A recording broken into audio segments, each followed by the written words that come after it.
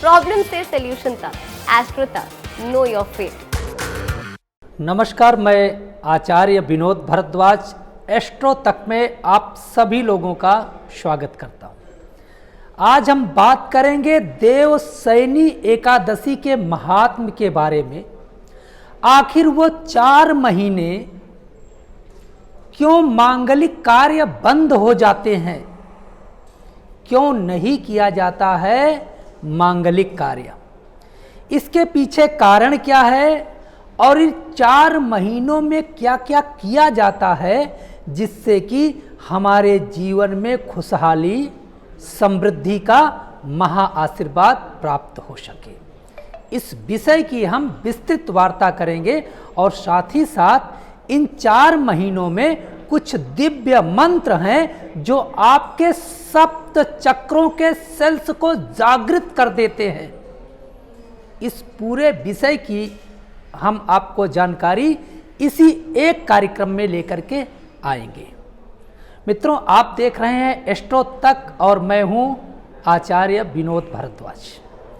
देखिए, भगवान विष्णु का शयन होने जा रहा है और यह शयन 29 जून 2023 को देवशयनी एकादशी मतलब कार्तिक मास शुक्ल पक्ष एकादशी के दिन भगवान निश्चित रूप से शयन निद्रा में चले जाएंगे।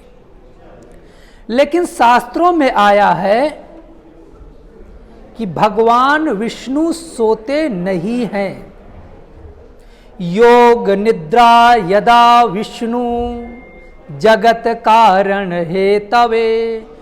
भगवान विष्णु जगत के कारण के लिए, जगत को ऊर्जा देने के लिए, संसार को शक्तिमान बनाने के लिए चिर निद्रा में नहीं जाते हैं, योग निद्रा में जाते हैं।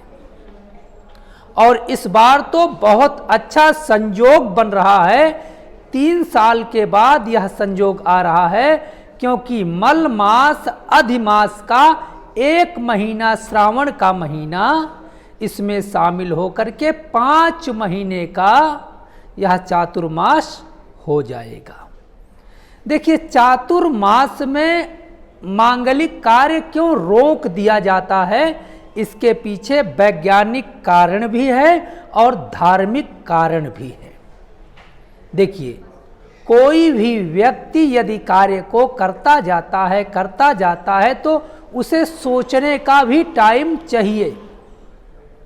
दूसरा, प्रकृति अनुकूल नहीं होती क्योंकि आषाढ़ के महीने से बारिश की शुरुआत होती है और बारिश के शुरुआत के साथ साथ ये जो है कार्तिक के महीने तक बारिश होती है, जिससे तमाम बैक्टीरिया का उदय हो जाता है जो हमारे खान पान को प्रभावित करते हैं। हम खुले में अधिक अगर होते हैं तो स्वास्थ्य हमारा खराब होने लगता है। इस कारण भी 4 महीने अपने अपने घर में रहने के लिए चातुर्मास का नियम बनाया गया है। और यह नियम केवल आप घर में बैठ करके ही नहीं, साधनाएं करके अपने और कार्यों को अच्छे ढंग से करें। इसलिए ये 4 महीना भगवान शिव को समर्पित है। क्योंकि जब भगवान विष्णु योग निद्रा में जा रहे थे तो भगवान शिव को जो संहारक हैं, क्योंकि सबसे स्ट्रांग व्यक्ति को ही सत्ता का हस्तांतरण किया जाता है। एक वृत्तांत आता है, जब भगवान विष्णु सो जाते हैं, योग निद्रा में चले जाते हैं, तो एक राक्षस होता है त्रिपुरासुर। त्रिपुरासुर जब राजा अर्थात पालनकर्ता को देखता है कि योग निद्रा में चले गए तो वो तमाम उतापात मचाना प्रारंभ कर देता है। भगवान शिव संहारक हैं और सभी ने भगवान शिव को याद किया तो भगवान शिव उस त्रिपुरासुर का वध करके त्रिपुरारी बन बैठे।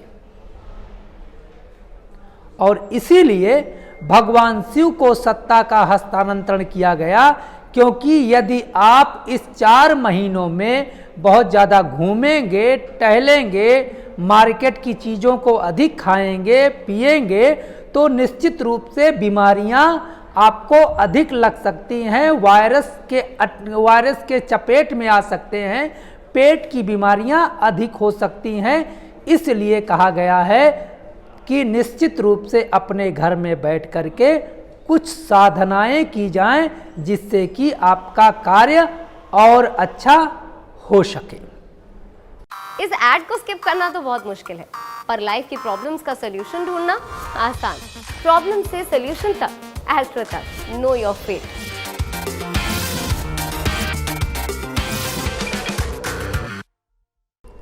तो इसमें भगवान विष्णु की पूजा को न करके भगवान शिव की आराधना बेहद महत्वपूर्ण है।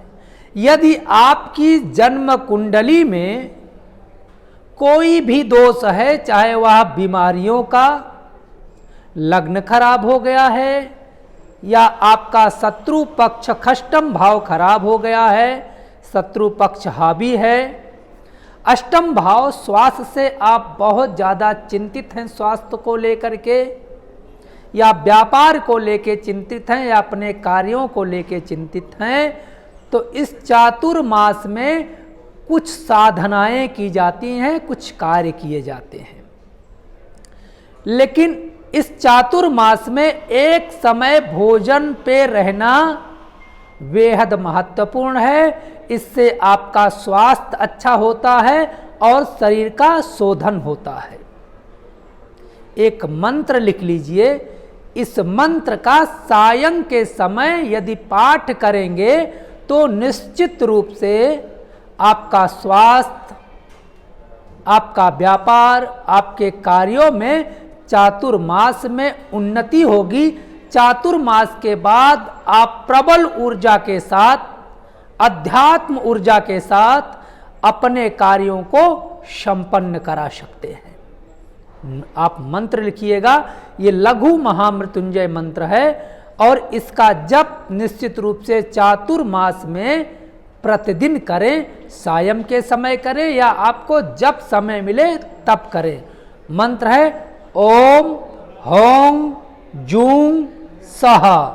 यह मंत्र चातुर्मास का सबसे सिद्ध और सबसे चमत्कारी मंत्र है। इस चमत्कारी मंत्र को आप करके अपने इस चातुर्मास में शक्तिमान बन करके अपने कार्यों को सिद्ध करा सकते हैं।